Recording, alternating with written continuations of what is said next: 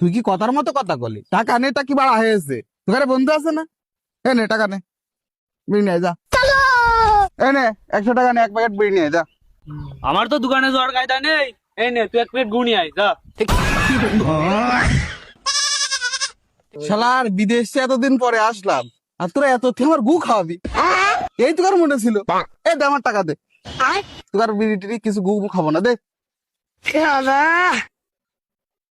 শালার এতদিন পর তুই বিদেশে আসলি, আর এখন টাকা দিয়ে তুই টাকা ফেরত নিয়ে নিলি। তুই শালা কোনো বন্ধুর জাত হলি? আরে তোমরা টাকা দিয়ে আমার গু খাওয়াবা, আর আমি টাকা দিয়ে দেবো লাল লাল করে নাকি? এই ওর টাকা বাদ দে, তোরা যে কয় টাকা পারিস দে, আর আমি কিছু দিয়ে গু কিনে নিয়ে আসি। আমার খোটে 10টা টাকায় আছে, লাগলি নে। ওই আমারে 5 টাকায় আছে, লাগলি নে। আমার কাছে কোনো টাকা পয়সা নেই রে, কবে আছে? তা কালকে তো আমার গু তোরা খালি, আজকে তোকার গু খাই আমি। আগের দিনে যে আমার গু খালি সবাই মিলে। ওরে এত ঝামেলা তো ভাল লাগছে না। তোরা এত না বইকে কারোর গু তো খাওয়াবি, বুঝলাম না বিষয়টা। খাবো না নাকি? এরকম করে তোরা ভাল লাগছে না গরমের মধ্যে? এ বাতে এনের গুই খায় আজকে।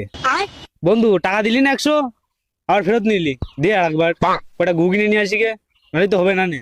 এ এ শুনলি তো কিরাম লাগছে, আবার বলে আমার গু খাবি?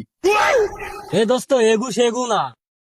হ্যাঁ, সারা জীবন হেগে আসলাম, আর তুমি আমার গু চিনছ? হ্যাঁ, কোন গু বুঝি নে? আরে বন্ধু তুই যে গু ভাবছিস ও গু না।